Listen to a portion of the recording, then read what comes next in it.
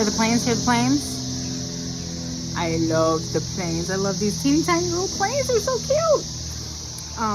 Looks like my skin's getting a little bit better.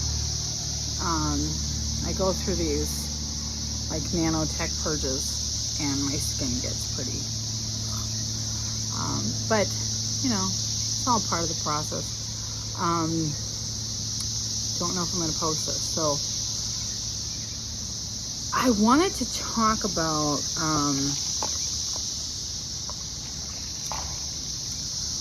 putting yourself out there and not putting yourself out there.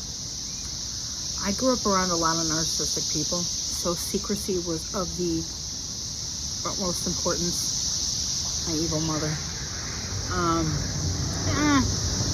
I chose her. You know, it's funny, actually. People say things like, and I've heard this a lot lately because I have a few, I think, people around me who are aware of what I'm processing in regards to her. You can't choose your family. I think that depends. I think I chose these people. I think I chose them for the genetics. I think I chose them for the purpose. But Larry reminds me all the time, I chose this. Means I'm strong enough to handle it. So, you know, going through this whole process, it's really like a series of missions, which in many ways has been my life, but this has been far more extreme. And I would say with the, can we say post-COVID world? Not really so sure about that, but like with the COVID world, it made what I'm going through both more easy to understand for many reasons. And I think in some ways made me more credible quicker. And I think it also made things more complicated in that there's a lot more figures that can be involved, you know, pretty out in the open. But back to what I was saying about putting yourself out there, not putting yourself out there. I think it really all depends. I think doing such a thing unconsciously, you know, doing such a thing without intentions, I think that's where you get into trouble. I think putting yourself out there, if you do it with your eyes open, it takes courage. And, you know, certainly when I've talked about those of us who are in this targeted program, which is 2 million and counting, and to some degree, if you're not one of them, everybody is. And it's obvious now. You see it in all the lies, the inflation, all the bullshit. But we handed them that board. So this is our karma. Because everybody wants to be stupid. And we hear it all the time in podcasts and all of our best people talking about how stupid everybody has become. Well, the food will do that, the water. But anyways, I, you know, have recently been back in touch with my mother. And, you know, it's complicated. She made sure I knew when I spoke to her, I don't even watch your videos. My evil sister mom. So, but that's what she is. But I will say this time around, the one thing that I really appreciate this time around is that I really, I thought that I had accepted her for being a covert narcissist, secondary psychopath. Which, shout out to my aunt. I'll tell you what, of the two of them, my Aunt Mary and my mother, Laura, my aunt really is the one with the brains. She really is. And I guess I say this, like, I have to give credit where credit's due, right? You know, like, they gave me who I am, you know. This is all tit for tat shit show and a half. And everything that I'm in, everybody else is in to some degree anyway. So, but you know, I think I really realized this time around that I don't think I really fully came. I immediately hear, Larry, do you ever really come to grips with understanding that it's like a dead mother syndrome, you know? And very much so, you know, my mother's dead. But it was interesting, like, going through this process with her thus so far. And we know that she doesn't watch these because she made sure I don't even watch her shit. That's what narcissists do. They're dismissive. They will dismiss your entire reality. They need to control your narrative. So that's what she's after. And I did get her to admit twice that and I know it's bullshit that what's happening to me is in fact happening, it does go to show what a shithead she is, because any good mother, even if this was a mental illness, would not say, I don't believe this is happening to you. And who knows, maybe she has other reasons why.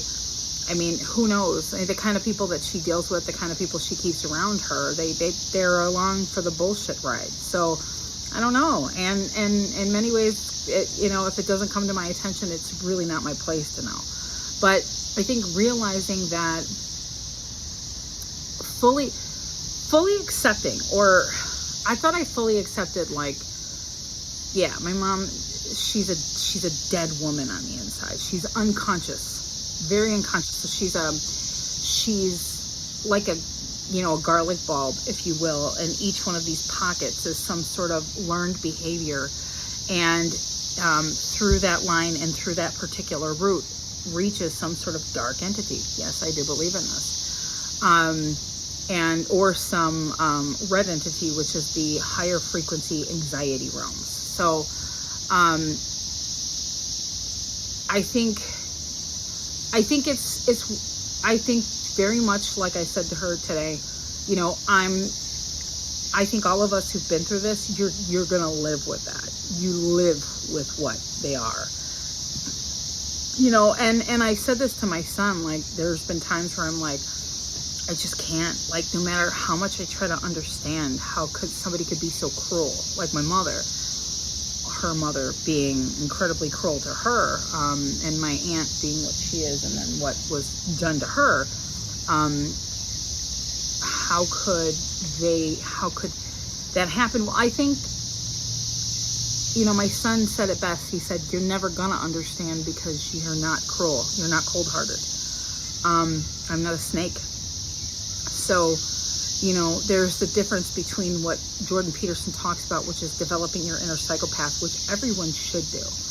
And then there is who and what you truly are. And I think that's the lesson of the scapegoat. It's to accept it. Don't run from it. Don't run from it. Don't run from it, because you ain't going to win that anyways. You have to accept what you are. You have to accept the reason why in my lifetime I've attracted all of these narcissists. And even though it got better and better and better, meaning they put on better shows, was essentially because I couldn't understand that I was born unto a dead mother, meaning that she had no soul anymore. There's nothing there. So it's just a series of learned behaviors and sort of like a primal being, like looking to feed. It's narcissistic feed. I gotta feed. So, do you ever really get it? I don't know. I'm not so sure. But she does what she can. She definitely, she's got her fangs out constantly. She's not very good at hiding anymore. She's still the biggest liar I think I've ever met in my life. And which is funny, because when I was a kid, she used to say, oh, I hate liars. Liars are the things I hate the most. So she was telling the truth. She hates herself more than she hates anything else. But you could say, well, don't you appreciate the fact that she's giving you rides? Yeah, I do. But I'm not an idiot. I know what I'm dealing with. And certainly there's a ploy there. What people like her do is anything they do for you is a big deal. I went out of my way. I mean, as soon as I got in the car, and I'll tell you the vicious things this woman has said to me about what I'm going through, and the fact that she never even showed up to help my son, which that to me, she was done in my book. If she wasn't done before, she was done there. But when I got in the car for the first time and saw her, immediately I hear, it's poor me, poor me. I just was in the hospital last week. I'm like, bitch, you don't give a fuck if I'm dead? As a matter of fact, I guarantee you there's many times that she's hoping that I end up dying so she can get the golden child, which is my son, back. And this is how these people operate. My intentions for being open about these things is because it doesn't matter. I have been exploited so viciously in my life that, well, I may as well. And I understand it as my purpose. And whether that is a coping mechanism or not, it doesn't really matter. It seems to be working. It gives me faith and it gives me hope. But you know, she has definitely reluctantly helped me out in this case, and I'm sure there's strings tied to every damn thing she's gonna do, but and that's how they work. But I think it's the awareness that I think if you have to deal with them, you have to know that if you're not them, you need to be strong. You need to know your narrative. You need to know who the fuck you are. You need to know what they are. And any pain that you go through, because I think, like I said, I think it's a wound that I think it's going to be with me for the rest of my life. I have a dead living mother. The zombie apocalypse, that was talking about was these fucking narcissists, that this vicious, heinous world of not holding people accountable because of this over niceness, or just get on with it, or no justice. This is how we gave birth to all these narcissisms. These narcissists. So stop and think about that for a second. A world without justice. It's how we got here. Is that over niceness bullshit? Or even letting yourself off the hook when you know that you fucked up on something. Maybe you didn't get caught. When you don't own who and what you are and what you're about. You are walking off of a cliff, or potentially setting yourself up to walk off a cliff to become one of them, the soulless. So I think that when you have such a thing happen, it's going to be with me for the rest of my life. And certainly she does everything she can to get at that balloon, to punch it. You know, I mean, nothing would give this woman greater pleasure than to embarrass me, ridicule me, rip me apart in tons of people, prove to everybody that she is what she wanted me to believe, for me to believe all the lies that she says, for me to just completely, you know, melt down. And I think part of the reason, after I had seen her before, which we just found out about all this, was survival. The reason why I got away as quickly as I could is I knew that I was in a dangerous position, and I knew she would have set me up to get killed, watched me in the process of getting killed, and smirked, and then made sure she used that to make herself look a certain way. And the fools that she keeps around her that don't want to face what she is, those fools are going to go down with her. And so, you know, I would say it's a weird line when it comes to dealing with them, because to hate them, when you run that kind of energy, you're not facing what they are. They'll get you. To love them, they'll get you. You have to own your pain over what they are. And as much as you can make amends with what they are, your best to. And every lesson that comes up that has to do with this wound of being born into such awful dead beings that sold out a long time ago. There is even an understanding, if you are more advanced, like me, which some people would understand. Understanding the soul's incarnational matrix, understanding that my mother was once a very strong warrior in previous lifetimes, but still not letting her off the hook for ultimately making the decision because she wanted the glory. She wanted the this, the that. She wanted the quick. It's all still a powerful lesson for you. And even in that, this is the importance of understanding the dimensions and discernment. I am appreciative for. I'm appreciative of this DNA, and I'm appreciative of this battle. But I know where it all stops. And I know that there is no love on my family's part. But I also know that they don't know who they are or what they're doing and why they're doing it. I think anybody who really knows me could never do such a thing. But she's helping me out now. And, you know, who knows? Like I said, she doesn't watch my videos. She made that very, very clear that she wants me to, you know, she wants me to feel the way I felt when I was a child, when she would leave me hanging out in she used to do this for fun when I was a kid. When she'd go to the doctor, she would leave me out in the main hallway where all the people would go by. And I swear I knew as a kid, many times, she would set me up to do that because she was hoping somebody would take me. No, I'm not lying. I'm not lying. I distinctly remember that as a kid, realizing after she had done it several times, because she enjoyed my hystericalness and crying and freaking out, that like for an hour my mother was gone because she was in the main waiting area and left me out in the outside area.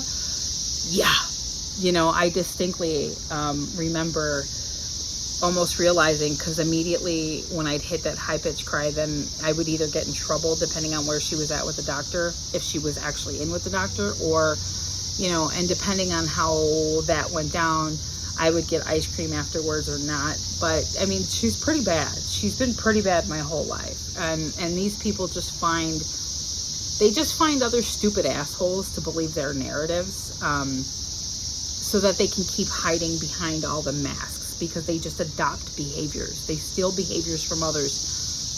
Like my mom and all this traveling now. She just stole my behaviors. She stole all my traveling. And now she's using it to try to make me feel like shit. I know what I chose, and I know that I'll do whatever I have to do. And I know that this time around dealing with her is different than the last time around. After having found out that I am what I am, I'm aware that she cannot take my reality from me. We have way too much proof. And I'm aware that I'll never make her love. I will never be able to protect her from herself. I will never be able to protect her from these demons that haunt her. I will never be able to protect my aunt from herself. I will never be able to wake them up and make them feel, not see. You don't want to make someone see. You want to make them feel and reconnect them back to their intuition and into their souls, so that they can see as part of the collective of humanity, not control their reality. Otherwise, you're doing the same thing that they're doing. And I'm aware of that. And I think that now that I think that this time around, I've really come to this place of going, well, that's a scratch or a wound, or that's something that can be quickly reopened. And that it is best to see it as something to manage, rather than seeing it as something that I'm going to ultimately heal. Because I'm not so sure that any of us ever really do. And not to let it define me in a negative way. However, it is a massive part of my story. I think, if anything, to use it to guide me, to use it as a lesson, to use it to teach others. That's all I got right now. And so, yeah, she's doing everything she can right now to get rid of me. So let's see how this goes. But you know, I've learned to realize there are some people who will never stop playing games in the most vicious ways, and the cheat is to go after the vulnerable. And this much I can say for sure: I will always watch my devil, because I would never want to become that low.